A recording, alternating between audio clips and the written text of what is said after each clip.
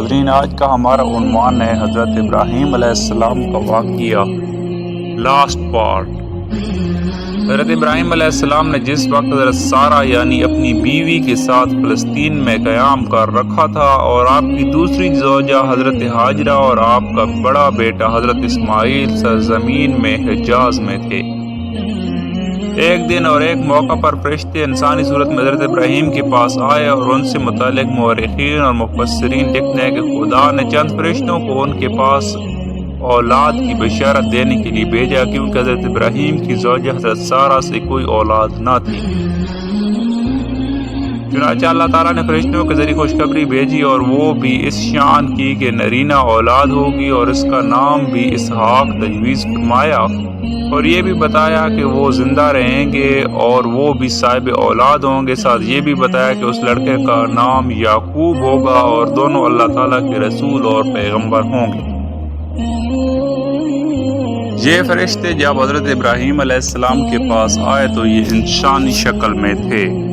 اس لیے حضرت ابراہیم نے ان کو عام مہمان سمجھ کر مہمان نوازی شروع کی۔ بنا ہوا گوشت سامنے لا کر رکھا، مگر وہ حقیقتاً فرشتے تھے، کھانے پینے سے پاک، اس لیے کھانا سامنے ہونے کے باوجود اس کی طرف ہاتھ نہیں بڑھایا۔ حضرت ابراہیم یہ دیکھ کر فکر مند ہوئی اور اندیشہ لاحق ہوا کہ یہ مہمان نہیں معلوم ہوتے، ممکن ہے کسی فساد کی نیت سے آئے ہوں۔ فرشتوں نے ان کا یہ اندیشہ معلوم کر کے بات بول دی اور بتلا دیا کہ ہم اللہ تعالیٰ کے فرشتے ہیں، آپ گھبرائیں نہیں، ہم آپ کو اولاد کی بشارت دینے کے علاوہ ایک اور کام کے لیے بھیجے گئے ہیں کہ قوم لوط پر عذاب نازل کریں۔ حضرت ابراہیم کی زوجہ محترمہ حضرت سارہ پس پردہ یہ گفتگو سن رہی تھی۔ جب معلوم ہوا کہ یہ انسانی فرشتے ہیں تو پردے کی ضرورت نہ رہی، بڑھاپے میں اولاد کی خوشخبری سن کر ہنس پڑی اور کہنے لگی، کیا میں بڑھیا ہو کر اولاد جنوں گی؟ اور یہ میرے شوہر بھی بوڑھے ہیں۔ فرشتوں نے جواب دیا، کیا تم اللہ تعالیٰ کی حکمت پر تعجب کرتی ہو جس کی قدرت میں سب کچھ ہے، خصوصاً تم خاندان نبوت میں رہ کر بھی اس کا مشاہدہ کرتی رہتی ہو۔ اس خاندان پر اللہ تعالیٰ کی غیر معمولی رحمت نازل ہوتی رہتی ہے جو اکثر سلسلہ اسباب ظاہری سے بالا تر ہوتی ہے۔ پھر تعجب کیا بات ہے، اس واقعے پر روشنی ڈالتے ہوئے حضرت عبداللہ بن عباس رضی اللہ عنہ فرماتے ہیں، جو فرشتے حضرت ابراہیم کے پاس اس موقع پر آئے وہ تعداد میں 3 تھے، جن میں سے ایک جبرائیل، دوسرے میکائیل اور تیسرے اسرافیل تھے۔ انہوں نے بشکل انسانی آ کر حضرت ابراہیم کو سلام کیا۔ حضرت ابراہیم نے سلام کا جواب دیا، ان کو انسان سمجھ کر مہمان نوازی شروع کی۔ حضرت ابراہیم پہلے انسان ہیں جنہوں نے دنیا میں مہمان نوازی کی رسم جاری فرمائی، اور ان کا معمول یہ تھا کہ کبھی تنہا کھانا نہ کھاتے بلکہ ہر کھانے کے وقت تلاش کرتے تھے کہ کوئی مہمان آ جائے تو اس کے ساتھ کھائیں۔ بعض اسرائیلی روایت میں یہ نقل کیا گیا ہے کہ ایک روز کھانے وقت حضرت ابراہیم نے مہمان کی تلاش شروع کی تو ایک اجنبی آدمی ملا۔ جب وہ کھانے پر بیٹھا تو حضرت ابراہیم نے فرمایا، بسم اللہ کہو۔ اس نے کہا، میں نہیں جانتا اللہ کون ہے اور کیا ہے۔ حضرت ابراہیم اس کو دسترخوان سے اٹھا دیا۔ جب وہ باہر چلا گیا تو جبرائیل امین آیا اور کہا، اللہ تعالیٰ فرماتے ہیں، ہم نے تم کو اس کے کفر کے باوجود ساری عمر اس کو رزق دیا اور آپ نے ایک لقمہ دینے میں بخل کیا۔ یہ سنتی حضرت ابراہیم اس شخص کے پیچھے دوڑے اور اس کو واپس بلا لیا۔ اس نے کہا، جب تک آپ اس کی وجہ بتائیں گے کہ پہلے کیوں مجھے نکالا گیا، آپ پھر کیوں بلا رہے ہیں، میں اس کا وقت تک آپ کے ساتھ نہ جاؤں گا۔ چنانچہ حضرت ابراہیم نے واقعہ بتا دیا اور یہی واقعہ اس کے مسلمان اور اسلام لانے کا سبب بن گیا، اور اس نے کہا، وہ رب جس نے حکم بھیجا ہے بڑا کریم ہے، میں اس پر ایمان لاتا ہوں۔ پھر حضرت ابراہیم کے ساتھ گیا اور مومن ہو کر بسم اللہ پڑھ کر کھانا کھایا۔ سبحان اللہ۔ ان فرشتوں سے متعلق ایک اور روایت بھی بیان کی گئی ہے کہ ان کے ہاتھ میں کچھ تیر تھے، ان کی نوک کو اس کے تلے ہوئے تھے، گوشت پر لگانے لگے، اور اس کے عمل سے حضرت ابراہیم کو اپنے اندازے کے مطابق یہ خطرہ لاحق ہو گیا کہ شاید کوئی دشمن ہو، کیونکہ ان کے مطابق کسی مہمان کا کھانے سے انکار کرنا ایسے ہی شر و فساد کی علامت ہوتا ہے۔ اس موقع پر جب وہ فرشتے حضرت ابراہیم کے پاس آئے تو انہوں نے پہلے سلام کیا۔ اس کے نتیجہ اخذ کیا جاتا ہے کہ مسلمانوں کے لیے سنت ہے کہ آپس میں ملیں تو سلام کریں، آنے والے مہمان کو اس میں پیش قدری کرنی چاہیے، اور دوسرے کو جواب دینا چاہیے کہ یہ رسم تو ہر قوم اور ملت میں پائی جاتی ہے کہ ملاقات کے وقت ایک دوسرے کو خوش کرنے کے لیے کچھ کلمات بولے جاتے ہیں، لیکن اسلام کی تعلیم اس معاملے میں بے نظیر اور بہترین ہے،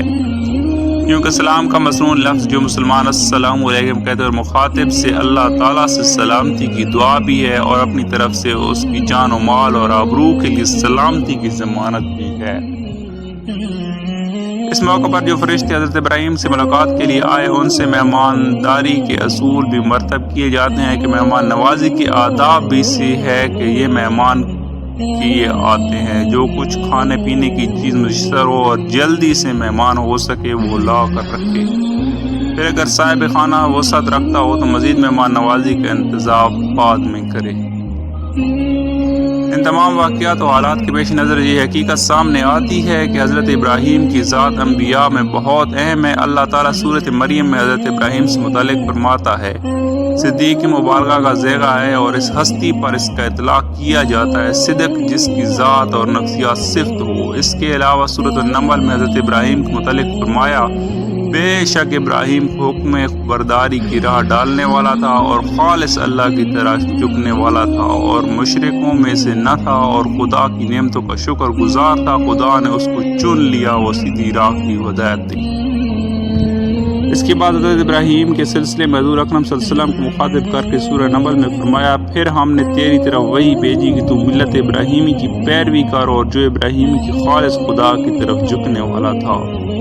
جو ابراہیم ہیں جن کی ملت کی ابتدا اور پیروی حضور اور ان کی امت کو کی جا رہی ہے۔ اس کے علاوہ سورۃ انبیاء میں حضرت ابراہیم سے متعلق فرمایا، بلا شبہ ہم نے ابراہیم کو رشد و ہدایت شروع ہی سے بخش دیا اور ہم اس کو جاننے والے ہیں۔ اور اس کی قسم بہت سی آیات حضرت ابراہیم کی ان خصوصیات صفات کا ذکر کرتی ہیں جو نصوص و قطعیہ پیش کرتی ہیں، جن کے بعد ایک لمحہ کے لیے بھی ان جیسی مقدس اور جلیل القدر ہستی کے متعلق کوئی غلط رائے کا تصور نہیں کیا جا سکتا۔ بہرحال حضرت ابراہیم کے بڑے بیٹے حضرت اسماعیل علیہ السلام جب جوان ہوئی تو حضرت ابراہیم ان کے پاس واپس آئے اور مکہ کی آبادی کو دیکھ کر انہوں نے وہاں اللہ کا گھر کعبہ تعمیر کیا، چنانچہ اس کے لیے کعبہ کی عظمت مسلمانوں کے دل میں ہے، کیونکہ یہ سب سے پہلی مسجد تھی جو خدائے واحد کی عبادت کے لیے بنی تھی، اور اس کے ساتھ ہی مسلمانوں میں عید الاضحیٰ کی قربانی بھی حضرت ابراہیم کے بیٹے حضرت اسماعیل کی یاد دلاتی ہے۔ حضرت ابراہیم کا یہ بیٹا جب بڑا ہوا تو حضرت ابراہیم حجاز کی سرزمینوں میں آئے اور انہوں نے کہا، اے میرے پیارے بیٹے، میں نے خواب میں دیکھا ہے کہ میں تجھے ذبح کر رہا ہوں، اور چنانچہ باپ بیٹا دونوں نے اپنے آپ کو اللہ کی رضا پر چھوڑ دیا۔ اس آزمائش میں جب حضرت ابراہیم علیہ السلام پورے اترے تو اللہ تعالیٰ نے انہیں امام الناس کا خطاب دیا اور ساتھ ہی انہیں ایک اور بیٹے حضرت اسحاق علیہ السلام کی بشارت بھی دی۔ حضرت اسماعیل علیہ السلام حجاز کی سرزمینوں میں مستقبل آباد ہو گئے تھے، وہیں ان کی شادی ہوئی۔ اس کے شادی کے بعد بھی حضرت ابراہیم علیہ السلام اپنے بیٹے حضرت اسماعیل علیہ السلام سے ملنے کے لیے حجاز کی سرزمینوں میں آتے رہتے تھے، چنانچہ حضرت ابراہیم کی عمر 175 برس کو پہنچی تو آپ نے وفات پائی اور وہ جہر دن شہر میں مقفیلہ کے غار میں دفن ہوئی۔ اب اس مقام کو الخلیل بھی کہتے ہیں جو بیت المقدس کے قریب ہے۔